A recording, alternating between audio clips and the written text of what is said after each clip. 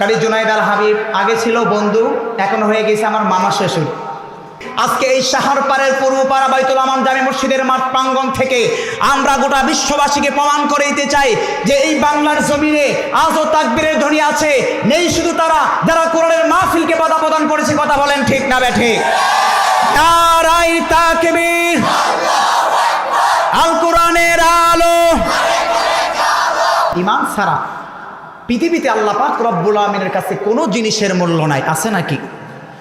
পৃথিবীর কোনো মানুষ যদি দাবি করে আমি একজন হাজী সাহেব, আমি বড় মুসল্লি, বড় নামাজি, আমি অনেক দান খয়রাত করি, টুপি পাঞ্জাবি আমি পড়ি, আর যদি এই অন্তরের মধ্যে ঈমান না থাকে, ওই ব্যক্তির মৃত্যু হতে দেরি, তার ঠিকানা জাহান্নামের ব্যবস্থা করে রাখবেন। বলুন তো তিনি কে? এজন্য আল্লাহ পাক রব্বুল আলামিন পবিত্র কোরআনুল কারীমের সূরাত আলে ইমরানের 102 নম্বর আয়াতে কারিমার মাধ্যমে তিনি আমাদেরকে জানিয়ে দিলেন, রব্বুল আলামিন ইরশাদ করলেন, ইয়া আইয়ুহাল্লাযীনা আমানুত্তাকুল্লাহা হাক্কা তুকাতিহি ওয়া লা তামুতুন্না ইল্লা ওয়া আনতুম মুসলিমুন। মহান রব্বুল আলামিন পবিত্র কোরআনুল কারীমের সূরাত আলে ইমরানের 102 নম্বর আয়াতে কারিমার মাধ্যমে তিনি আমাদেরকে ডেকে ডেকে বলছেন, হে ঈমানদার বান্দাগণ, তোমরা আমি রব্বুল আলামিনকে ভয় করো। আল্লাহকে কেমন ভয় করব, সেই কোয়ালিটি রব্বুল আমিন পরের শব্দে ব্যক্ত করছেন, হাক্কা তুকাতিহি। শুধুমাত্র নামাজ পড়লাম, অপর দিকে আমার কারবারি হচ্ছে সুদের সাথে, তাহলে আল্লাহ পাক রব্বুল আমিন কি প্রকৃত আমি ভয় করলাম? আমি নামাজ পড়লাম, রোজা রাখলাম, কিন্তু আমি অন্যায় কাজ করছি, তার মানে আমি রব্বুল আমিনকে হাক্কা তুকাতিহি পরিপূর্ণ ভয় করলাম না। এজন্যই তো রব্বুল আমিন ঈমানদার বান্দাদেরকে ডেকে ডেকে বলছেন, আমানুত্তাকুল্লাহা হাক্কা তুকাতিহি, তোমরা আমি রব্বুল আমিনকে পরিপূর্ণ ভয় করো, ভয় করার মতো ভয় করো। এজন্য প্রিয় ভাইরা আমার, আর সেই ভয়টা কখন আসবে? যখন আমার আপনার অন্তরে একজনের প্রতি ঈমান আনবো। বলুন তো চিৎকার করে তিনি কে? এজন্যই তো বিশ্বনবী সাল্লাল্লাহু আলাইহি ওয়াসাল্লাম এই পৃথিবীর বুকে শান্তি প্রতিষ্ঠা করার জন্য সর্বপ্রথম যেই কর্মসূচি হাতে নিয়েছেন, নবী করিম সাল্লাল্লাহু আলাইহি ওয়াসাল্লাম যখন নবুয়ত প্রাপ্ত হলেন, আল্লাহ পাক রব্বুল আলামিন তার হাবিব জনাবে মুহাম্মদ মুস্তাফা সাল্লাল্লাহু আলাইহি ওয়াসাল্লামকে একটা দাওয়াত প্রদানের কথা আহ্বান জানালেন। হাবিব রে, আপনি সেই মক্কার মানুষদেরকে জানিয়ে দিন, কুলু লা ইলাহা ইল্লাল্লাহু তুফলিহুন। হে আমার মক্কাবাসীরা, তোমরা শুধুমাত্র বলো আল্লাহ ছাড়া পৃথিবীর কোনো মধ্যে আর কোনো ইলাহ নাই। এই বাক্যটুকু যদি তোমরা মনে প্রাণে বিশ্বাস করতে পারো, এই কথার প্রতি যদি তোমরা ঈমান আনতে পারো, তুফলিহুন, তোমরা দুনিয়া এবং আখিরাতেও সফল কাম হয়ে যাবে। এই জন্য বিশ্বনবী সাল্লাল্লাহু আলাইহি ওয়াসাল্লাম এই পৃথিবীর মধ্যে শান্তি প্রতিষ্ঠার লক্ষ্যে সর্বপ্রথম যেই কর্মসূচি হাতে নিলেন, আল ঈমানু বিল্লাহ। চিৎকার করে বলতে হবে আমরা ঈমান আনবো একজনের প্রতি। বলুন তো তিনি কে? এজন্য আল্লাহ পাক রব্বুল আমিন পবিত্র কোরআনুল কারীমের মাধ্যমে জানিয়ে দিচ্ছেন, আমিনু বিল্লাহি ওয়া রাসূলিহি ওয়া আনফিকু মিম্মা জাআলাকুম মুস্তাখলাফিনা ফি। এক নম্বর আমার গোলামেরা তোমাদের প্রতি আদেশ রইল, তোমরা আমি রব্বুল আমিন এবং আমার হাবিব মুহাম্মদ সাল্লাল্লাহু আলাইহি ওয়াসাল্লামের প্রতি ঈমান আনো, এবং আমি রব্বুল আমিন তোমাদেরকে যে সম্পদের মাঝে প্রতিনিধিত্ব করেছি, মুস্তাখলাফিনা ফি ফাল্লাযীনা আমানু মিনকুম ওয়া আনফাকু লাহুম আজরুন কাবীর। ওই সম্পত্তিগুলো তোমরা রব্বুল আমিনের প্রতি ব্যয় করো।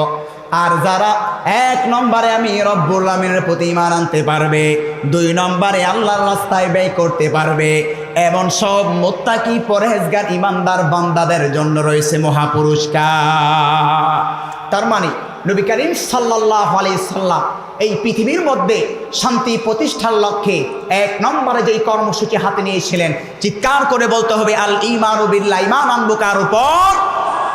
পৃথিবীর কোনো মানুষের প্রতি আমরা ঈমান আনবো না, আল্লাহ ছাড়া পৃথিবীর কোনো মানুষের প্রতি আমরা মাথা ঝুঁকাবো না।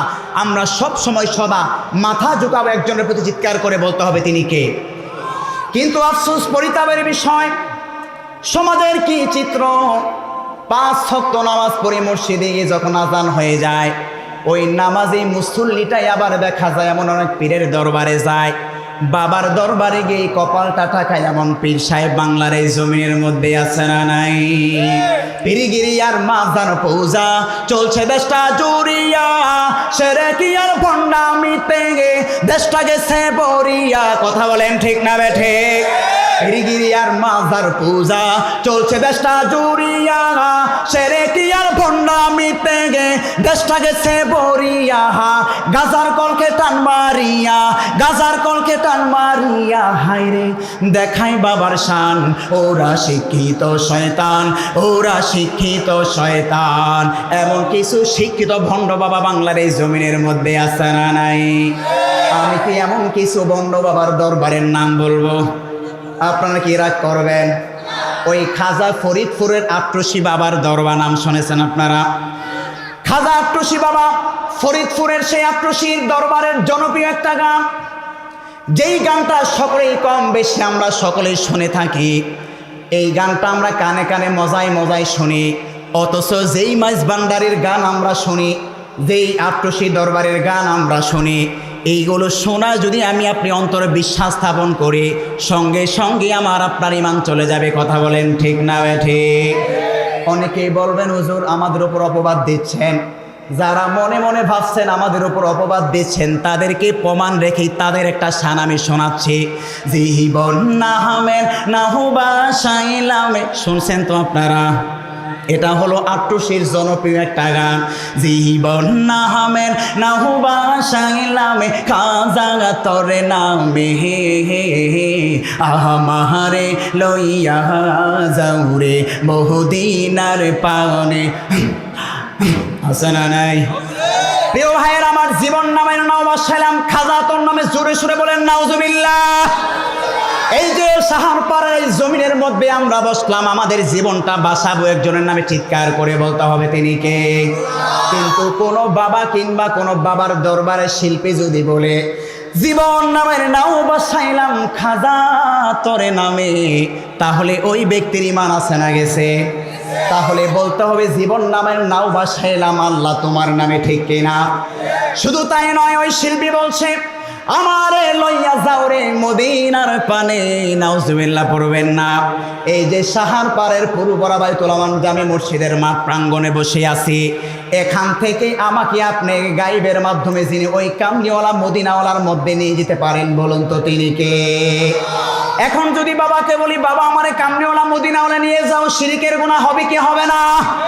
এই জন্য প্রিয় ভাইয়েরা বলছিলাম, বাংলার এই জমিনকে 2 শ্রেণীর বাবা ধ্বংসের দ্বারা পাম্পে নিয়ে যাচ্ছে। এক হচ্ছে খাজা বাবা, আরেক হচ্ছে ইয়াবা বাবা। খাজার নামের শেষেও বাবা, আবার ইয়াবার নামের শেষেও বাবা। মিল আছে না নাই? 2 বাবাই ধ্বংস করছে মুসলমানদেরকে। কথা বলেন ঠিক না ঠিক? এক বাবা নষ্ট করছে সরল মনা মুসলমানদের ঈমানকে। এই সমস্ত দরবারের মাধ্যমে যারা সাজদা করে, আর যেই সমস্ত দরবারের মাধ্যমে ঘোষণা দেওয়া হয় আমার দরবারে বছরে বছর একটা উরুস হবে, আর ওই উরুসের মধ্যে যদি তুমি এরকমভাবে নাজরানা পেশ করতে পারো গরু ছাগল, তাহলে এক ছাগলের বিনিময়ে তোমার জন্য জান্নাত। এমন ভণ্ড দরবার আছে না নাই? আরেক বাবা নষ্ট করছে আমার আপনার কলিজার টুকরা সরলমনা যুবক ভাইদেরকে।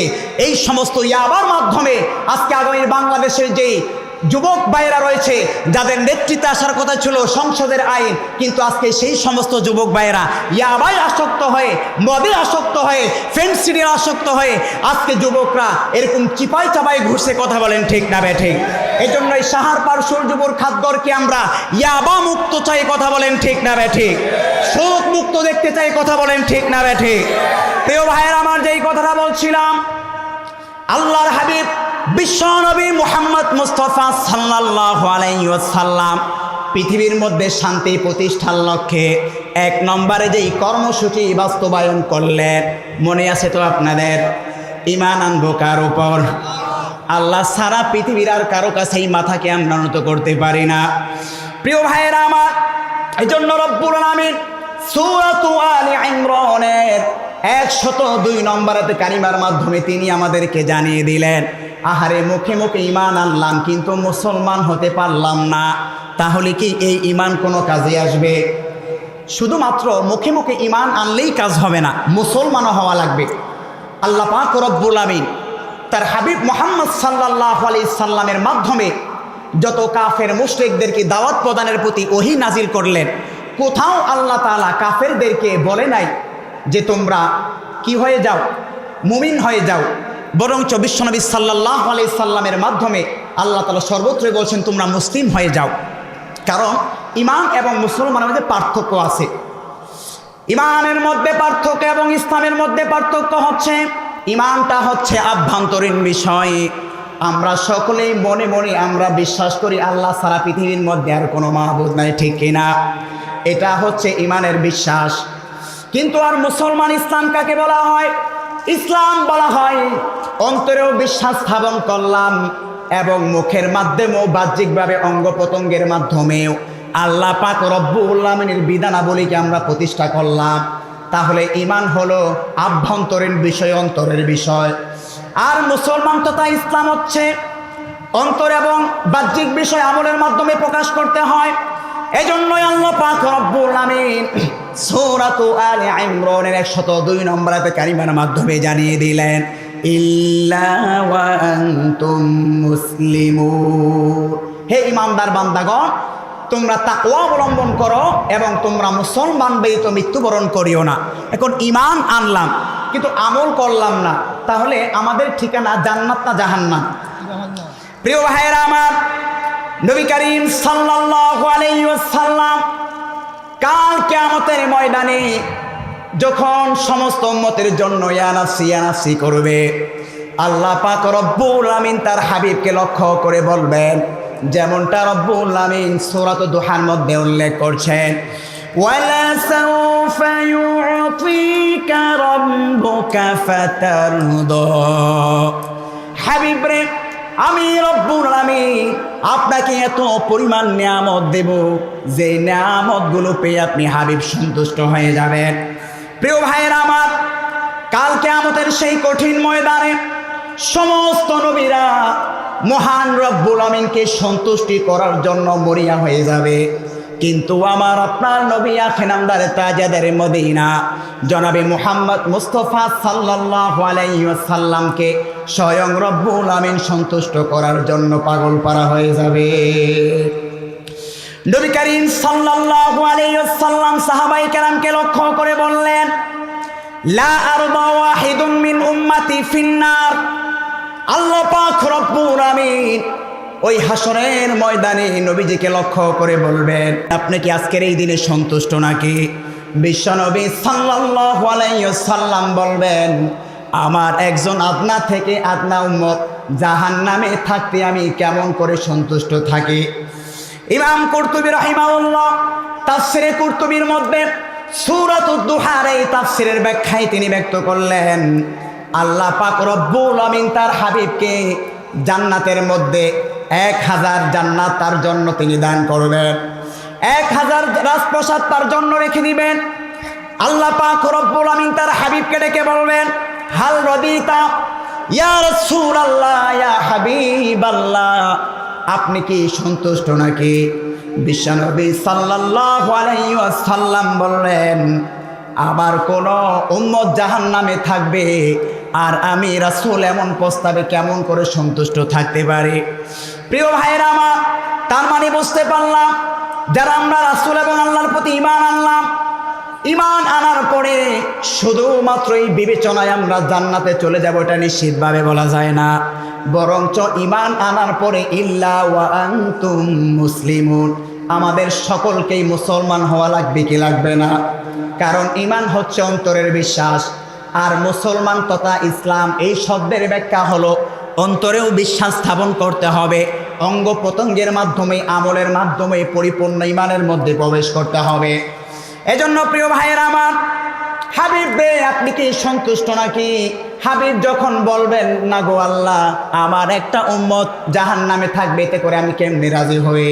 মহান রব্বুল আমিন তখন জাহান্নামের মালিক ফেরেশতাকে ডেকে ডেকে বলবেন, রে জাহান্নামের ফেরেশতা মালিক, তোমারকে আমি রব্বুল আমিন অর্ডার দিচ্ছি, আমার হাবিব মুহাম্মদ মুস্তাফা সাল্লাল্লাহু আলাইহি ওয়াসাল্লামের যত উম্মত রয়েছে, যাদের আমলের মধ্যে শিরিক, বেদাত এবং কুফরের কোনো চিহ্ন মাত্র না থাকে, এমন সব উম্মতদেরকে সকলকেই তুমি জান্নাতের মধ্যে প্রবেশ করিয়ে দাও।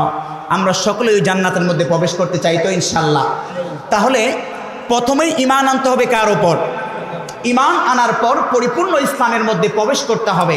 কারণ আল্লাহ পাক রব্বুল আমিন পবিত্র কোরআনুল কারীমের মধ্যে ইরশাদ করছেন, وَمَن يَبْتَغِ غَيْرَ الْإِسْلَامِ دِينًا فَلَن يُقْبَلَ مِنْهُ وَهُوَ فِي الْآخِرَةِ مِنَ الْخَاسِرِينَ। যারা ইসলাম ব্যতীত অন্য কোনো ধর্মকে গ্রহণ করবে, আল্লাহ পাক রব্বুল আমিন তাদের জন্য জাহান্নামের ব্যবস্থা করে রাখবেন। এজন্য আল্লাহ পাক রব্বুল আমিন অন্যত্রে ঘোষণা দিচ্ছেন, উদখুলু ফিস-সিলমি কাফা, তোমরা ইসলামের মধ্যে পরিপূর্ণরূপে প্রবেশ করো। এক ওয়াক্ত নামাজ পড়লাম, আবার 6 ওয়াক্ত নামাজ ছেড়ে দিলাম, তাহলে কি প্রথম চান্সে আমরা জান্নাতে যাব না জাহান্নামে যাব? প্রিয় ভাইরা আমার, ঈমান বিন্দু পরিমাণ যাদের অন্তরে আছে, সকলেই কোনো না কোনো সময়, নির্দিষ্ট একটা সময় জান্নাতে যাবে। কিন্তু যারা ঈমান আনার পর পরিপূর্ণ ইসলামের মধ্যে, অর্থাৎ পরিপূর্ণ মুসলমানের মধ্যে প্রবেশ করবে, তারা সরাসরি কোনো ট্রানজিট হয় নয়, বরং সরাসরি তাদেরকে আল্লাহ তাআলা জান্নাতের মধ্যে প্রবেশ করিয়ে দিবেন। এজন্য আমরা কি জান্নাতে বায়া হয়ে তথা জাহান্নামের আগুন ভোগ করে জান্নাতে যেতে চাই, নাকি সরাসরি জান্নাতে যেতে চাই? সরাসরি জান্নাতে যেতে হলে প্রথমেই আমাদের কাজ কয়টা? ঈমান আনতে হবে। ঈমান আনার পরে আমল আখলাক মুসলমানের মধ্যে পরিপূর্ণ প্রবেশ করতে হবে। প্রিয় ভাইয়ের আমার, এই জন্য আল্লাহ পাক রব্বুল আমিন সূরাত আলে ইমরানের 102 নম্বর আয়াতে কারিমের মধ্যে জানিয়ে দিচ্ছেন, হে ঈমানদার বান্দাগণ, প্রথমেই তোমরা ঈমান আনা এবং আমি রব্বুল আমিনকে ভয় করো, এবং তোমরা মুসলমান ব্যতীত মৃত্যুবরণ করিও না। প্রিয় ভাইয়ের আমার, এখানে আল্লাহ তাআলা ঈমানদার বান্দাদেরকে মুত্তাকি বান্দায় রূপান্তরিত করার জন্য বলছেন। প্রিয় ভাইয়ের আমার, প্রথমে হচ্ছে ঈমানের স্তর, তারপরে মুসলমানের স্তর। মুসলমান যখন আমল করতে করতে সর্বোচ্চ লেভেলে পৌঁছে যায়, তখন সে মুত্তাকি বান্দাদের লেভেলে পৌঁছে যায়। আর মুত্তাকি বান্দা যখন হয়ে যায়, তখন সে পরিপূর্ণ মুহসিন বান্দাদের পর্যায়ে চলে যায়। যেমনটা রব্বুল আমিন পবিত্র কোরআনুল কারীমের মাধ্যমে জানিয়ে দিচ্ছেন, الذين ينفقون في السراء والضراء, যাদেরকে আমি রব্বুল আমিন সম্পত্তি দিয়েছি, আর সেই সম্পদগুলো বিপদ আপদ সুখে দুঃখেও আমি রব্বুল আমিনের পথে ব্যয় করে, ওয়াল কাযিমিনাল গায়জ, এবং রাগকে ক্রোধকে তারা দমন করে, ওয়াল আফিনা আনিন নাস, এবং মানুষকে ক্ষমার নীতি গ্রহণ করে, ওয়াল্লাহু ইউহিব্বুল মুহসিনিন, এমন সব বান্দারাই মুহসিনিন। তার মানে প্রথমেই ইমানদার, তারপরে হচ্ছে মুসলমান, তারপরে হচ্ছে মুত্তাকি।